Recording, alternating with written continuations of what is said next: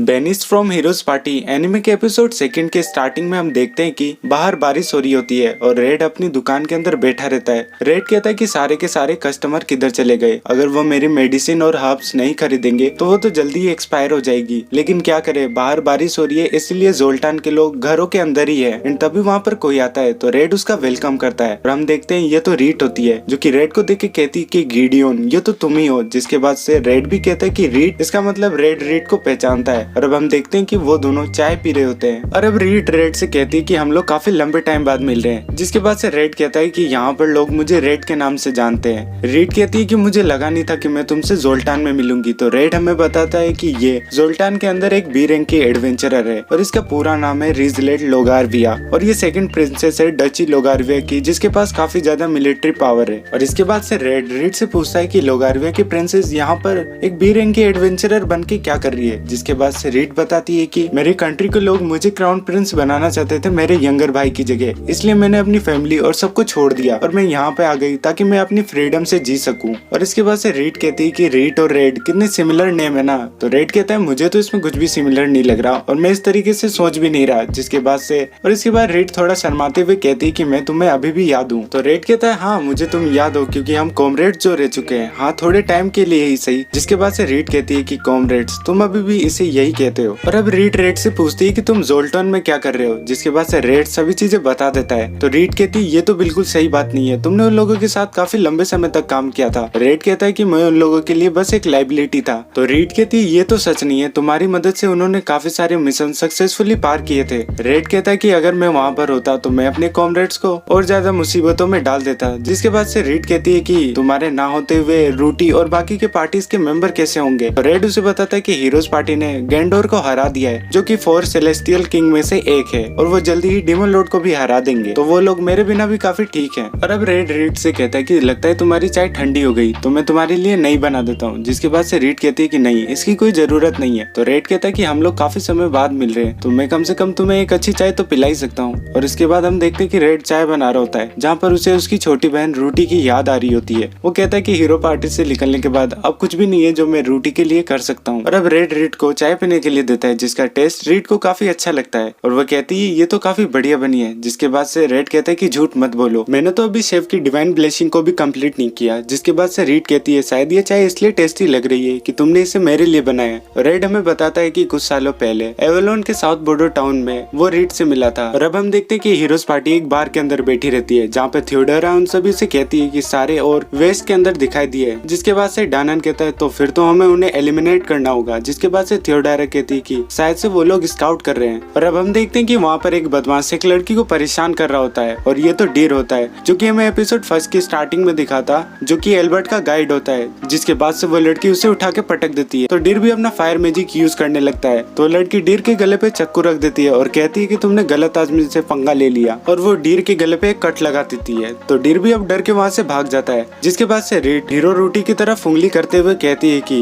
Duchy of लुगारिया को किसी भी तरीके की हीरो की जरूरत नहीं है डीमन लॉर्ड की आर्मी को हराने के लिए। और इतना कहकर रीट काफी स्वैग से बाहर चली जाती है। जिसके बाद से रेड रूटी को कहता है कि उस पर ध्यान देने की कोई जरूरत नहीं है। इसके बाद से एरिस कहता है कि आखिरकार वो लड़की थी कौन। जिसके बाद से वहाँ बैठे कुछ नवाब लोग कहते हैं कि वो लड़की हीरो रीट है और वो काफी फॉर्मिडेबल एडवेंचर है और वो हमारी प्राइड और जॉय है। और अब कहानी प्रेजेंट टाइम में आती है, जहाँ पर रेड रीट से कहता है कि तुम अपनी फीलिंग्स के साथ कभी भी ऑनेस्ट नहीं थी। जिसे सुनकर रीट कहती है क्या सच में। रेड हमें बताता है कि रीट अपनी फीलिंग्स के साथ कभी भी ऑनेस्ट नहीं थी, जब तक उसका सामना सीसैंडन से नहीं हुआ। कहानी अब फिर से पास्ट में जाती है, जहाँ पर हम देखते हैं कि रीट का मास्टर उससे कह रहा होता है कि डीमन लॉर्ड की आर्मी ने अब हमला करना बंद कर दिया है। और इसके बाद वहाँ खड़ा एक पर्सन कहता है कि टाउन की फूड सप्लाई और बाकी के जरूरी इक्विपमेंट खत्म हो रहे हैं, अगर ऐसा ही चलता रहा तो हम लोग जल्दी ही वॉर को हार जाएंगे। इसे सुनकर रीट कहती है कि यही हालत डीमन लॉर्ड की आर्मी की भी है।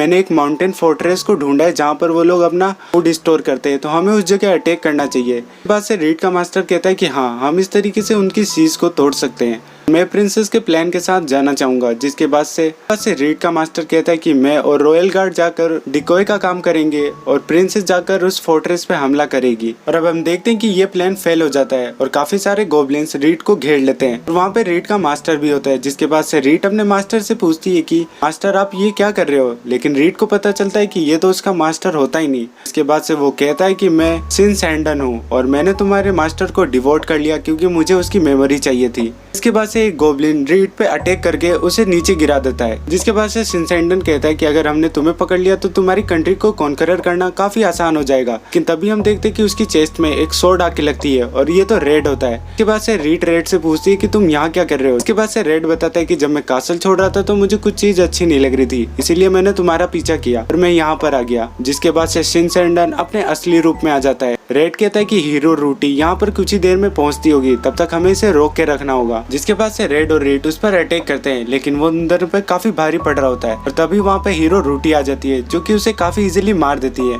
और अब हम देखते हैं कि रीड अपने कमरे में बैठी होती है क्योंकि वो पिछले फाइट से काफी ज्यादा दुखी होती है क्योंकि उसने अपने मास्टर को खोया रहता है। जिसके बाद से रेड रीड से कहता है कि अगर तुम फाइट नहीं करना चाहती तो मैं तुम्हें मजबूर नहीं करूंगा, लेकिन ये तुम्हारा सोरो ही है जो तुम्हारे अंदर से लड़ने की इच्छा को खत्म कर देगा। जिसके बाद से रीड कहती है कि मैं काफी डरी हुई हूँ पिछली फाइट से क्योंकि मैंने उसके अंदर अपने काफी सारे लोगों को खोया और अपने मास्टर को भी। और अब रीड कहती है कि वो सभी लोग मेरे साथ मिलकर लड़ रहे थे और वो सभी लोग मेरी वजह से मरे। तो अब रेड रीड से कहता है कि इसमें तुम्हारी कोई गलती नहीं है, जो चीज अब मायने रहती है वो है लोगारविया के लड़ते रहने की प्राइड और विल। तो हमारा साथ दो डीमन लॉर्ड की आर्मी से लड़ने के लिए कि तुम्हारे बिना लोग इस दिन को सिर्फ इसलिए याद रखेंगे क्योंकि उन्होंने इस दिन अपने रॉयल गार्ड को खोया था। बिटर मेमोरी उनके दिलों में हमेशा रहेगी। मेरी कॉमरेड हो, तुम हीरो पार्टी की कॉमरेड हो। मैं मिलकर डीमन लॉर्ड की आर्मी से लड़ना होगा और उसे हराना होगा क्योंकि ये लोगारविया की जीत होगी। इसके बाद से रीड भी मान जाती है और कहती है कि ये हमें हमारे लिए करना होगा। और अब हमें रेड बताता है कि इस तरीके से रीड ने अपने लड़ने की विल को वापस से पा लिया और अपने टाउन के अंदर जितने भी डीमन लॉर्ड की आर्मी थे उन सभी का खात्मा कर दिया। जिसके बाद से रीड को कहता है कि आज मैं शॉपिंग पे नहीं गया तो हम दोनों साथ में चल सकते हैं। और अब रेड से कहती है कि मैं तुम्हारे साथ इस शॉप में काम करना चाहती हूँ क्योंकि रीड और रेड की अपोथकेरी की शॉप ये काफी बढ़िया रहेगा ना, क्योंकि अगर तुम हर्ब्स कलेक्ट करने के लिए बाहर जाओगे तो कोई शॉप के अंदर रहना चाहिए ना। इसके बाद से रेड रीड को बताता है कि नहीं, मैं हर्ब्स को कलेक्ट करने के लिए कभी कभी जाऊंगा क्योंकि मैंने एक मल्टीप्लाई पोशन बना के रख रखा है। रेड कहता है कि इस मल्टीप्लाई पोशन का यूज करके मैं किसी भी मेडिसिन के अमाउंट को 5 गुना बढ़ा सकता हूँ। ये जिसे सुनकर रीड कहती है ये तो काफी बुरा आइडिया है क्योंकि अगर तुम ऐसा करोगे तो जितनी भी दूसरी मेडिसिन है उनकी प्राइस क्रैश हो जाएगी और ऐसा करने से ये मेडिसिन कभी गिल्ड तक पहुंचेगी नहीं। यहाँ पे रेड कहता है कि मैं तो एक पोशन की बात कर रहा हूँ, ना कि किसी मैजिक आइटम की जिसकी प्राइस 10,000 पेरिल से भी ऊपर की हो। तो रीड कहती है देखो, अगर मेडिसिन की प्राइस क्रैश हो जाती है तो किसी भी टाउन की इकोनॉमी पे काफी ज्यादा असर पड़ेगा। ये सुनकर रेड कहता है कि तुम्हारी बात के अंदर पॉइंट तो है। और इतना कहकर रीड वहाँ पर हंसने लग जाती है। रीड रेड से कहती है कि मुझे नहीं पता था कि तुम इतने मल्टी टैलेंटेड और इतने काम पर्सन हो, तो मुझे लगता है कि ये चीज हमारे बीच में काफी बड़ी डिस्टेंस है। जिसके बाद से रेड कहता है कि मैं उतना भी मल्टी टैलेंटेड नहीं हूँ। तो रीड कहती है नहीं तुम हो। और इसके बाद रेड रीड को अपनी न्यू पेन किलर दिखाने लग जाता है। जिसके बाद से रेड कहता है कि ये पेन किलर उतनी ही इफेक्टिव है जितने अभी के कंपाउंड है। रीड कहती है कि हमें पेन किलर को सेल करने के लिए जोल्टान की काउंसिल की अप्रूवल की जरूरत होगी। तो रेड भी कहता है कि हाँ। जिसके बाद से रेड रीड को कहता है कि मैं तुम्हें उतना तो पे नहीं कर सकता, लेकिन क्या तुम मेरे साथ इस शॉप के अंदर काम करना चाहोगी। जिसके बाद से रीड भी तैयार हो जाती है। और अब हम देखते हैं कि रेड रीड को खाना खिला रहा होता है और वो खाना खाकर रीड को काफी अच्छा लगता है। जिसके बाद से रेड भी बोलता है कि अब खाना बनाने में काफी मजा आएगा। जिसके बाद से रीड रेड से पूछती है कि ब्रेकफास्ट कब मिलेगा। तो रेड कहता है कि सुबह के 7 बजे। तो रीड कहती है इसके लिए तो मुझे काफी जल्दी उठना पड़ेगा। और अब हम देखते हैं कि एरिस एक छोटी बच्ची को लेके आता है जो कि एक असैसियन होती है। एरिस कहता है कि अब गिडियोन की जगह ये हमारी पार्टी को ज्वाइन करेगी और इसका टैलेंट काफी रेयर है, बल्कि ये तो असैसिनेशन गिल्ड के अंदर भी काफी कम लोगों के अंदर पाया जाता है। जिसके बाद से वो लड़की कहती है कि ये मेरा पेट है जिसका नाम है क्रॉली वॉली। एरिस कहता है कि गिडियोन की वजह से अब मुझे काफी काम करना पड़ रहा है। और अब हम देखते हैं कि एक हीरो कहता है कि मेरा नाम डेनन है और मेरे पास ब्लेसिंग है मार्शल आर्ट्स की। जिसके बाद से एक और हीरो जिसका नाम थियोडोरा होती है वो कहती है कि मेरे पास ब्लेसिंग है क्रूसेडर की। और अब हम देखते हैं कि वहाँ पर हीरो रूटी आती है। जिसके बाद से वो छोटी बच्ची हीरो रूटी को अपना नाम बताती है और उसका नाम होता है तीस। जिसके बाद से हीरो रूटी कहती है कि आज से तुम मेरे कमांड को फॉलो करोगी। तो वो बच्ची भी कहती है कि ठीक है, मैं आपके कमांड को फॉलो करूंगी। और इसके बाद हीरो रूटी कहती है कि हमें एक मिशन पे जाना है जिसमें हमें एक वेपन को हंट करना है जो डीमन लॉर्ड अपने पीछे छोड़ के गया था। और इसी के साथ हमारा एपिसोड 2 खत्म हो जाता है। तो वीडियो देखने के लिए थैंक्स, बाय।